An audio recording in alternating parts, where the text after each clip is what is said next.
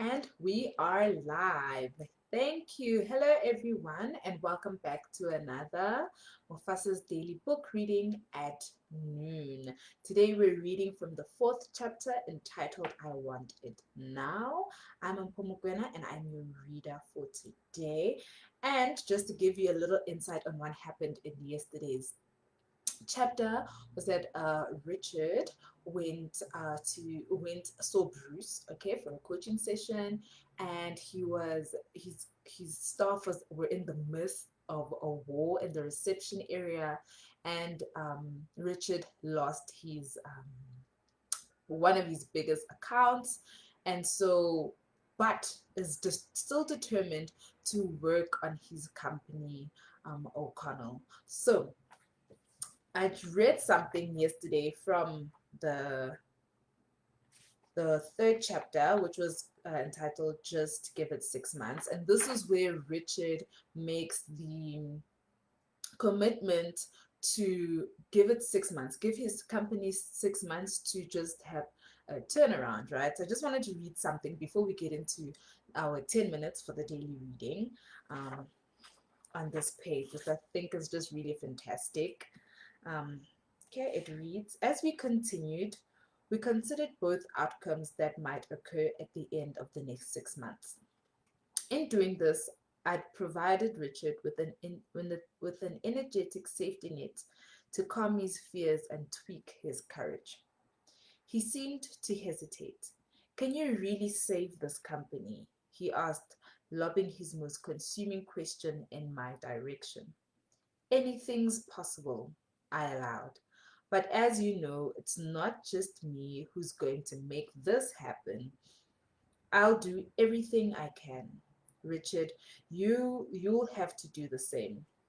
Richard's expression was determined. I'm ready, he said. I have no other choice.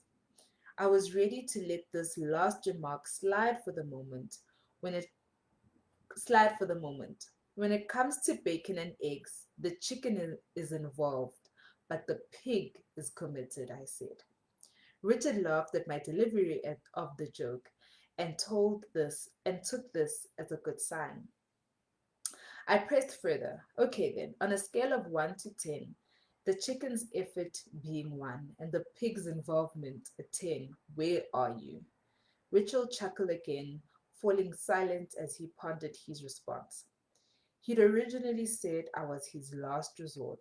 Now the time had come to put his belief to the test. I'm at a 7, he replied. Good number, I replied, and close to what we need to make this agreement to succeed together. But what would it take you to get to an 8 or a 9? So, just from yesterday's reading, right? Just about giving ourselves 6 months to see a turnover in our organizations and ourselves or our families. Where are we on a scale of 1 to 10? 1 being the chicken's involvement, right, in bacon and eggs, and 10 being the pig's involvement, which is the 10, right? Which is so, where are you on that scale? This was a really funny joke. I've never heard that joke before. And I really thought, wow, this is nice. This is really nice. So, where are you in terms of, your involvement in your goals, in your commitment of your goals on a scale of 1 to 10? Okay, so I hope you had a wonderful day yesterday, and we'll get into today's reading, which is called I Want It Now. Okay, if you want to build a ship, don't gather your people and ask them to provide wood, prepare tools, and assign tasks. Call them together and raise in their minds the longing for the endless sea. Whoa, I exclaimed. Hold on there, buddy. It must be extremely upsetting to you to lose an important account. Why are you blowing it off? Richard was slow to respond. He said he was aware that this might happen because Nate hadn't serviced the account properly. It was only when Richard had forced him to do so that Nate had actually visited the client in person. Nate must have gone to Simpson and Simpson not long after we saw him in the hall, and it had obviously been too late to salvage the relationship. I'm not blowing it off. It's just that the water's already under the bridge. Imagine the time is now set for 10 minutes. There's nothing I can do now, and blasting Nate or anyone else won't accomplish anything. Getting mad would just be unprofessional and unproductive at this point. Really, Bruce, there's nothing I can do about this one. Now we had at least three items on the docket, despite Richard's nonchalance. He was dealing with the loss of a major revenue source, Simpson and Simpson, both from an emotional perspective as as well as with a firm decision to just let it go without a fight. Addressing Don's ultimatum and his continuing brawl with Tonya, and answering Christina's request for a raise. In addition, there were underlying issues, some of which we'd uncovered already, and some that remained to be discovered. Our afternoon would be anything but boring. Now we have received an email from Christina to Betty. The email is subject is can you help? This is the email. No idea, R doesn't Richard doesn't tell me anything anymore. By the way, they're in there together right now. I do know his name's Bruce something, and he's on the calendar for every other Friday, all day for the next 6 months. Betty Donaldson's response. Hi girl, who's the guy? This is the email. Hi girl, who's the guys Richard's been meeting with behind closed doors? The natives are getting restless, and everyone's asking me if he's a hatchet man or something. Know anything? From Betty. So that was Christina's reply saying that she doesn't know anything. She doesn't know anything, and Richard doesn't tell him anything anymore. But Richard is on the calendar for the next 6 months. Sorry, Bruce is on the calendar for the next 6 months. Going back to the story now. Tell you what, Richard, let's order in some food and begin addressing what you're facing right now. Starting with personnel. Okay, let's get to it, he said. We've got to start dealing with some of these problems before these people weigh me out. Richard just looked haggard. I thought as he called Christina and asked her to have some sandwiches delivered for lunch. It was time to help Richard shift his level of energy up. It sounds like you've had a trying time of it. We're going to explore all this together, I told him. Start by telling me something since we last met. What's gone on? What's gone well? What's gone well? He repeated, incredulous. Nothing I can think of top of mind. Isn't it obvious? I didn't get my assignment done. Don and Tanya are still at each other's throats. Christina has asked for a raise and her productivity level keeps sinking. And Nate is, well, you just heard it. It's no business as usual with Nate. Things are pretty bleak.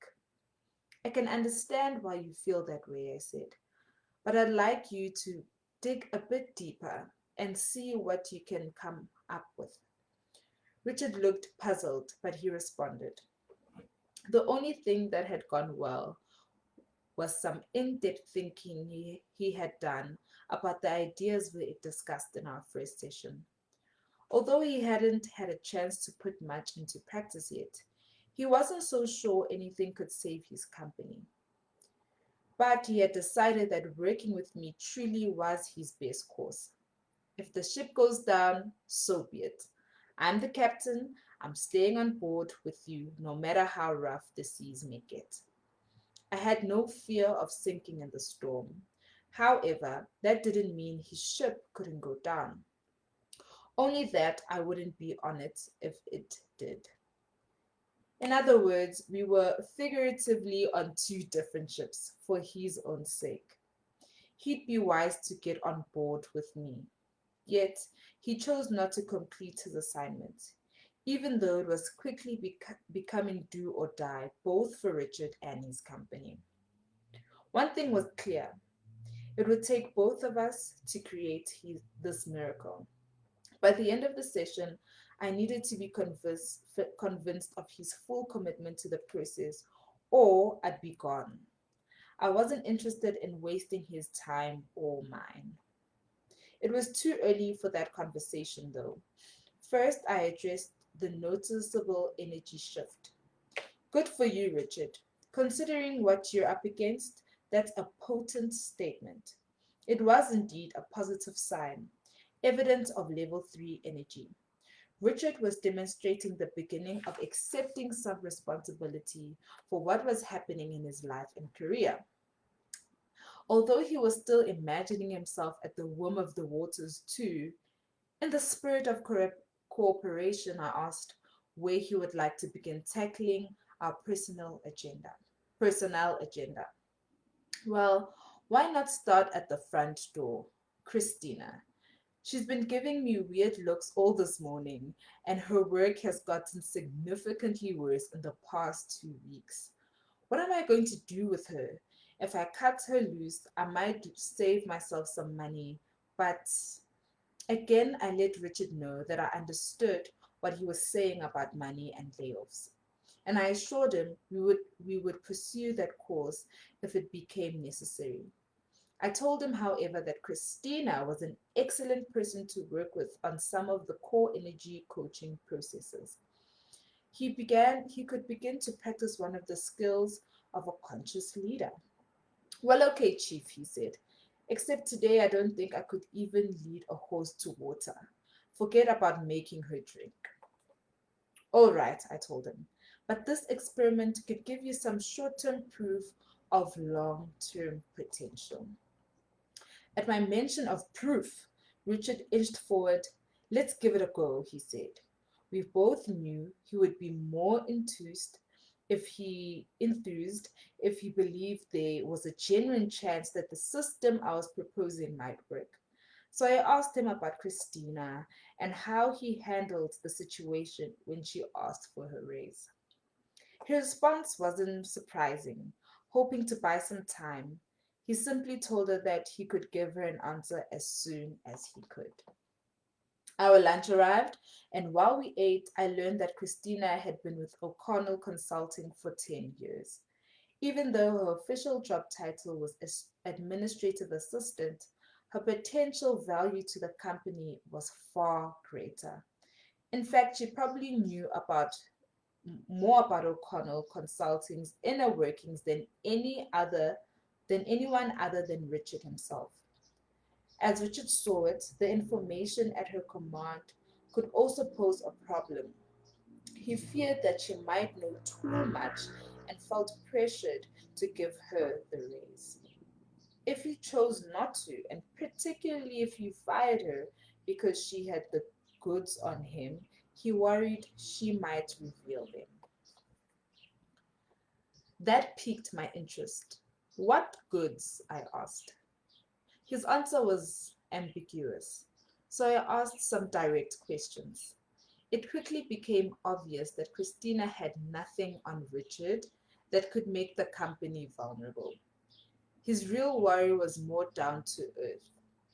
Because Christina knew so much about his business, Richard fretted that she might rush off to work for one of his competitors. I resisted a smile. Given Christina's current level of energy, might not her working for one of his competitors actually be Richard's best interest? I asked if he could be willing to meet with Christina as soon as possible to let her know he was seriously reviewing his salary situation. I also requested that he solicit her help in creating a solution that might make sense both for her and for the company. He agreed to both requests without question. Considering how much she knew about O'Connell Consulting, I said, what about asking her what she thinks the company can afford to give her and why? This approach would put the ball in her court, buy Richard the time he wanted, and ease the tension between them. Interesting approach. Thanks for the idea, he said, asking if I would sit in on the conversation. I'd be happy to, I said. I added that it was important for him to know that the meeting had been his idea, not mine. I just took what you said and put the pieces together. Remember, I'm not in your box. And that concludes today's reading. It's interesting to see that everyone in an organization plays a really crucial part um, in the organization's success, because they started with someone who's at the front desk, right? The administrator, and it's really, really good to see that that's where they're starting as well. So I hope that you enjoyed the reading, and remember, if you would like to rewatch today's reading, you can have a look at our page, or you can rewatch the reading on our YouTube page, which is linked in today's description. And you can also leave a comment and let us know what you liked about today's reading, and any questions about the energy leadership book. Or yesterday I actually saved the link for the energy leadership chart in yesterday's description. So if you want to have a look at that, you can definitely go to yesterday's reading and have a look at that, so you have a point of reference for the energy levels that they're talking about in the book. Yeah, and have a really good day. Thank you so much for watching, and I'll see you tomorrow for tomorrow's reading. Let me just give you the title. It says, All That Matters is Energy. So bring along your questions, bring along your coffee, and let's have some good time, some good energy reading together. Thank you and goodbye.